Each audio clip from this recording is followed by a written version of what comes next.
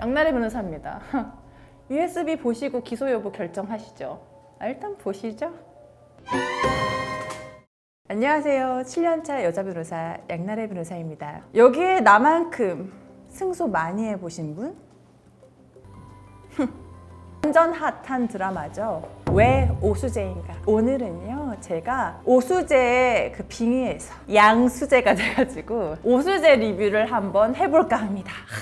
사실은 제가 막 드라마를 엄청 챙겨보는 스타일은 아닌데 워낙에 화제가 되고 있고, 그리고 그 서현진 배우님의 그 딕션이 장난이 아니더라고요. 그래서 오늘 제가 왜 오수재인가 드라마에 나왔던 장면들 중에 이거는 현실 고증이 기가 막힌데, 이거는 좀 너무 말이 안 되는데 싶었던 부분을 여러분께 소개해드리고 찐 변호사 입장에서 한번 살펴보는 시간을 가지도록 하겠습니다.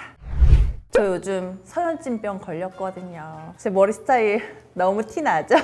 이거는 드라마 내용과 별개로 이거 짱이다. 이게 뭘 생각했냐면, 요즘에 그 스타일링 같은 거 하시는 분들이 현실 고증이 제대로 된 것 같아요. 그 서현진 씨가 입고 다니는 그 수트 같은 거 있잖아요. 그런 거는 진짜 그 여자 변호사님들이 많이 입는 브랜드들이 진짜 있더라고요. 서현진 씨가 입고 나오는 뭐 스커트, 정장 이런 게 정말로 그 재판 가면은 마주치는 그 여자 변호사님들이 많이들 입고 계시는 스타일이다. 그리고 서현진 씨뿐만 아니고 그 서현진 씨 어쏘로 나오는 그 단발머리 그 송 변호사님 역할로 나오는 분들 계시거든요. 근데 그분 딱 보면 제가 그 단발 나래 시절이 있었거든요. 그때 저의 모습과 비슷하지 않나. 얼굴 빼고 있는 스타일이.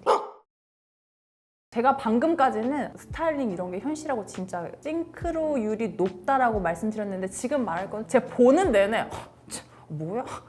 말도 안 돼서 계속 막 이러면서 봤던 게 있는데, 여기에 남자 주인공이 나오잖아요. 그 공찬이라는 이름으로. 너무 막 훈훈해요. 보는 내내 막 입가에 미소가 끊이지가 않습니다. 그 두 사람이 이제 러브라인이 형성되는 겁니다. 이걸 보면서 계속 계산을 했어요. 무슨 계산을 했느냐? 현재 시점 기준 95년생이면 28, 로스쿨 교수님하고 러브라인이 형성이 되는 거예요. 그러면 서현진 씨가 한 큐에 시험에 붙어가지고 연수까지 다 했어. 아무리 계산을 해도 진짜. 그리고 이제 파트너 변호사급이 되려면 그 1, 2년차 변호사가 파트너급이 되는 게 아니고, 드라마 구성상 국선 변호사를 하다가 나중에 이제 로펌에 들어가가지고 커리어를 쌓은 건데, 그러면 못해도 경력이 7에서 10년 차예요. 그러면 아무리 계산을 해봐도 그 오수재라는 인물은 30대 중반 정도로 추정이 됩니다. 30대 중반의 교수님과 28살 제자의 사랑, 이런 러브라인 가능할까요? 저는 경험자로서 완전 X라고 생각합니다. 그 우리 로스쿨 다닐 때 그 교수님과의 관계를 생각을 해보면 말이 안 됩니다. 그 로스쿨 학생들이 다들 막 엄청 막 예쁘게 나오거든요. 근데 저는요, 로스쿨 다닐 때 단 한순간도 예뻤던 역사가 없습니다. 7시에 일어나서 비비크림만 바르고 바로 한 8시 반까지 독서실에 갑니다. 그러면 처음에 수업하기 전까지 아침에 공부를 해야죠. 막 공부를 합니다. 그래서 수업을 듣고, 수업만 들으면 끝이냐? 아니죠. 수업 끝나자마자 이제 독서실 가가지고 공부하고 하면은 내가 예쁜 모습 있는 역사가 없거든요. 그런데 이 드라마에 나오는 분들은 다들 너무 예쁘고 너무 잘생기고 교수님과 함께하는 시간이 너무 많아요. 사실 이런 드라마를 보시는 분들이 드라마를 통해서 변호사의 꿈을 꾸시는 분들도 굉장히 많을 거거든요. 자, 여러분 오해하시면 안 됩니다.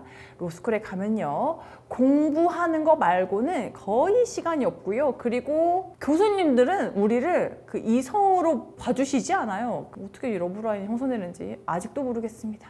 오수재가 로스쿨에서 교수로 활동할 때 지도 학생이 로스쿨의 한 교수님으로부터 성추행을 당하는 사건이 있었고, 학교에서 그 가해자로 지목된 교수님하고 그 교수님 아내, 그리고 이 징계 여부를 결정할 다른 교수님들, 그리고 피해 학생, 이렇게 징계위원회가 만들어져 가지고 사건을 판단하는 그런 장면이 있습니다. 가해자로 지목된 교수님의 아내가 판사님으로 나오거든요. 이제 거기에서 학생들이 막 증거를 내밀면서 변론을 펼치게 됩니다. 그런데 그 장면에서 그 판사님이 이렇게 얘기합니다. 그 CCTV 영상은 불법으로 확보됐기 때문에 증거 능력이 없어서 증거로 채택될 수가 없고 여기에서 확인할 수 있는 거는 그냥 당사자가 옷을 움켜쥐고 나온 것일 뿐이다. 이렇게 얘기를 하면서 자신의 남편을 변호하는 그런 장면이 나오거든요. 그런데 이건 재판이 아니고 학교에서 이루어지는 징계 절차잖아요. 자체 기구에서 진행될 때에는요, 형사소송처럼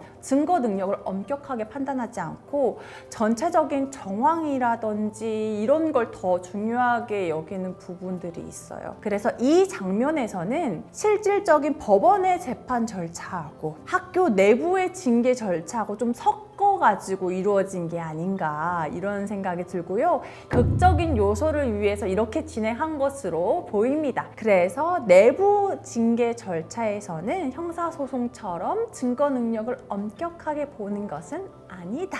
이렇게 보시면 되겠습니다.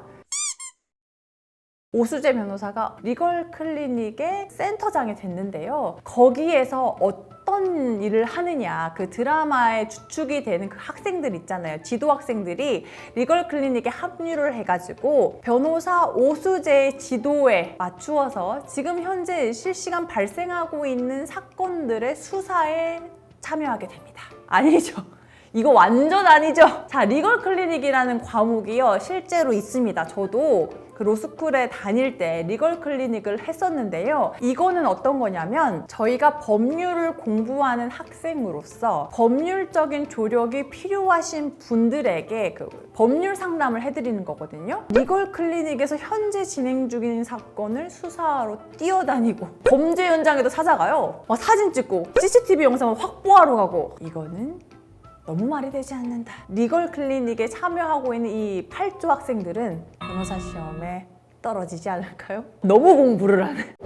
오수재가 박소영 사건에 관련한 증거를 확보합니다. 근데 그 증거 확보를 누가 했느냐? 리걸 클리닉 학생들이 했습니다. 아니, 리걸 클리닉 학생들이 이렇게 수사를 잘할 거면 로스쿨에 올 게 아니고 경찰관 시험 봐야 되는 거 아닌가 싶기는 한데, 그 영상을 가지고 박소영 사건을 수사하고 있는 검사의 검사실로 찾아갑니다. 아주 그냥 당당히 문을 열고 들어와서 자, 영상 보세요. 이걸 보고 이제 여러분들이 아마 궁금해하실 겁니다. 변호사는 검사실에 마음대로 찾아갈 수 있나 보다. 이거 궁금해하실 것 같거든요. 여러분, 저는 을입니다. 검사실에 그렇게 들어갈 수가 없어요. 검사님을 만나려면요, 엄청난 절차가 필요합니다. 검사님의 수사를 도와주시는 계장님한테서 전화가 옵니다. 양나래 변호사님, 피고인 누구누구의 조사 일정을 잡기 위해서 전화드렸습니다. 언제가 편하신가요? 아, 네. 계장님, 네, 저는 7월 10일 오후 1시부터 5시 사이가 좋습니다. 알겠습니다.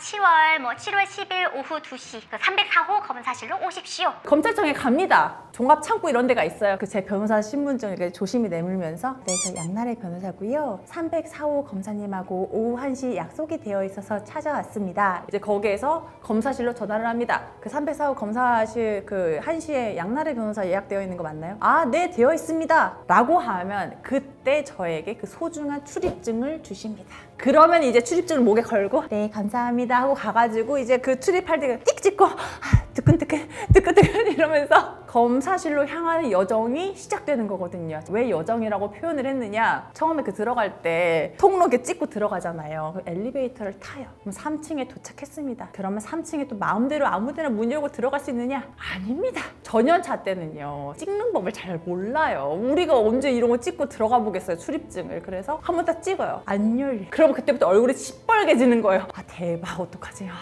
그러면서 그때부터 두리번 누가 앞에 지나가기만을 기다립니다. 그러면 앞에서 누가 지나가거든요. 그러면 저기요, 저기 저 304호 검사실에 들어왔는데 문이 안 열려서 저기요 이렇게 한 3번 정도 외치면 아, 네, 오셨어요? 하면서 문을 딱 열어주시거든요. 그러면 304호 검사실에 들어갈 수 있는 것이죠.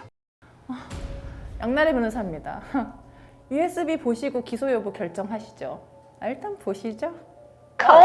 너무 해보고 싶은데 실제로 못해요. 그래서 이런 거는 완전 조금 현실하고 괴리감이 있다. 아무튼 컷! 오수재가요, 사건을 해결하기 위해서 직접 사건 현장을 돌아다니고 자료를 털고 USB를 확보하고 직접 암호를 해독하려고 하고 이런 장면들이 많이 나오거든요. 모든 회차에 변호사가 직접 사건 해결을 위해서 수사에 참여할까요?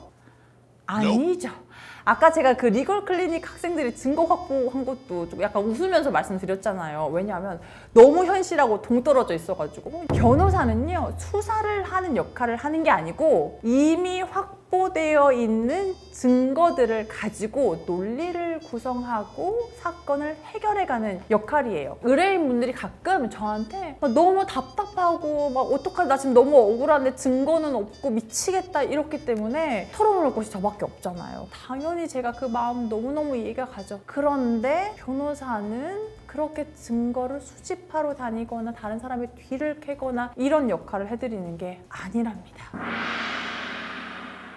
오수재 씨가 그 의원을 변호하는 입장인데 의원이 업소 여성을 뭐 강간했다는 혐의로 피해 여성이 박소영이라는 등장인물이 나오거든요. 피해 여성이 형사고소를 한다고 하니까 TK 사무실에서 오수재 측 변호사, 오수재 씨 이제 변호인단, 그리고 피해자 변호인 이렇게 사무실에서 미팅을 하는 장면이 나오거든요. 거기에서 어찌됐든 그 실력 있는 변호사로 나오잖아요. 수사 단계에서 강간당했다는 사실을 말하지 못하게 하려고 약간 협박하는 어조로 말하는 장면이 나옵니다. 그런 협상 테이블 만들 수도 있어요. 우리가 그 성범죄 피해자이신 분들이 이제 어찌됐든 사건을 원만하게 해결하고 2차 가해를 당하지 않기 위해서 수사기관에 고소를 이제 한 상태에서 수사기관 외에서 합의를 하기는 하는데 일단 이 자리에 그 피해자가 나왔다는 설정이 너무 어색합니다. 왜냐면 사실은 우리가 피해자를 보호하기 위해서 피해자에게 가해자가 직접 연락하는 것도 금지되어 있고요. 가해자를 변호하는 변호사라고 할지라도 그 피해자한테 직접 연락을 하지 못하게 되어 있습니다. 일반적으로 생각할 때 변호사는 조금 무섭고 딱딱한 이미지잖아요. 내가 고소했는데 그 사람의 변호사가 나한테 연락해가지고 합의하자 이렇게 계속 얘기하면 얼마나 무서워요. 그래서 피해자를 보호하기 위해서 그렇게 못하게 되어 있는 거거든요. 그런데 드라마에서는요, 직접 연락하는 걸 넘어서 같이 협상 테이블에 앉아가지고 협박하듯이 진술을 번복시키게 하려고 하는 상황이거든요. 그래서 너무 드라마에서 과장되게 표현했고 사실과 굉장히 다르다. 내가 만약에 피해를 입었으면요, 고소하시면 되고요. 만약에 누군가 나에게 협의를 하자라고 한다면 내 변호사를 통해서 할 것이지 그 자리에 내가 직접 나갈 일은 절대 없다. 그리고 국이 얘기해봐. 국이 변호사님들이 들으면 너무나 놀랄 상황 아닌가. 전연차 변호사, 고년차 변호사 이렇게 서로가 서로를 대하는 게 차이가 그렇게 심하게 있지 않아요. 그리고 굉장히 서로를 존중해 줍니다. 약간 변호사들 사이의 예의라고 할까요? 변호사는 수습이 끝나면 서로 존중하면서 조금 업무를 하고 있다. 제가 오늘 이렇게 드라마 속 내용에 대해서 현실 고증 리뷰를 해봤는데요. 아무래도 드라마는 극적인 요소를 극대화해가지고 흥미를 끌기 위해서 현실과 좀 다르게 과장된 부분들이 많지 않은가 이런 생각이 듭니다. 그럼에도 불구하고 서현진 씨는 예쁘고 딕션이 좋고 드라마는 너무 재밌다. 제가 앞으로도 변호사를 주제로 하는 드라마, 영화 이런 것들이 있으면 함께 들고 와서 여러분과 함께 리뷰하는 시간을 가지도록 하겠습니다. 여러분 영상 재밌게 보셨다면 좋아요, 구독, 알림 설정 부탁드립니다. 여러분 구독은 사랑입니다.